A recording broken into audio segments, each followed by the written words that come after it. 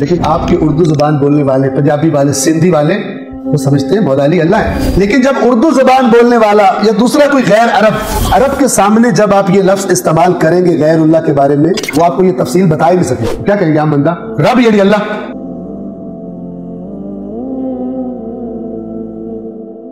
عربی زبان میں لفظ رب اس کا استعمال غیر اللہ کے لیے ہوتا ہے، اس میں کوئی شک نہیں. کس کو رب کہتے ہیں اللہ کے علاوہ؟ کسی چیز کے مالک کو کہتے ہیں، یا کسی چیز کو جو اس کی دیکھ بھال کرتا ہے، سنبھالتا ہے، اس کو سنبھالنا اس کے ذمے ہے، اسے اس چیز کا رب کہتے ہیں عربی میں. توجہ سے سنیں. مثلا گھر کے مالک کو، گھر چلانے والے کو کہتے ہیں رب البیت، جو گھر کا انتظام سنبھالتا ہے. جو گھوڑے کا مالک ہو اسے عرب کہتے ہیں رب الفرس، وغیرہ وغیرہ وغیرہ. آپ غلام جو ہوتا ہے زر خرید غلام یا نوکر، اس کے آقا کو کہتے ہیں رب عربی زبان میں. عرب کے سامنے جب آپ یہ لفظ استعمال کریں گے غیر اللہ کے بارے میں، اس کے وہم و گمان میں بھی نہیں جائے گا کہ یہ جو اس کو رب کہا جا رہا ہے یہ کوئی اللہ سے ملتی جلتی چیز ہے. لیکن جب اردو زبان بولنے والا یا دوسرا کوئی غیر عرب کہ جس نے رب کے معنی سے ذہن میں کیا بٹھایا ہوا ہے، آپ جا کر معاشرے میں پوچھیں رب کون ہوتا ہے، وہ آپ کو یہ تفصیل بتا ہی نہیں سکیں. کیا کہیں گے عام بندہ؟ رب یعنی اللہ. آپ جا کے پوچھیں تیرا رب کون ہے، مگر جو ایک خاص قسم کی پیداوار اب پیدا ہو رہی ہے. آپ عموم سے جا کے پوچھیں رب کا جو تصور ہے ذہن میں وہ اللہ کا ہے.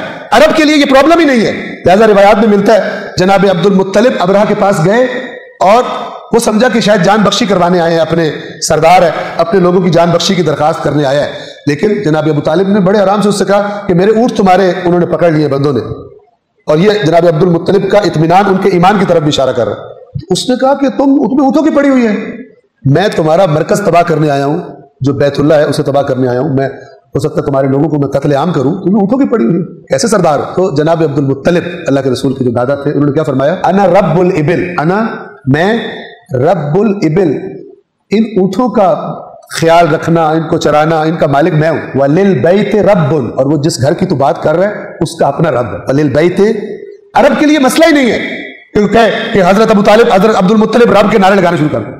عبد المطلب رب، عبد المطلب رب. عرب کے لیے، عرب زبان کے لیے کوئی پرابلم نہیں ہے، اس کے ذہن جاتا ہی نہیں ہے کہ اس سے مراد اللہ یا اللہ کی صفات ہے. لیکن آپ کے اردو زبان بولنے والے، پنجابی والے، سندھی والے وہ سمجھتے ہیں مولا علی اللہ ہے. یا تو اگر آپ منصف ہو تو یہ تفصیل بھی بتاؤ.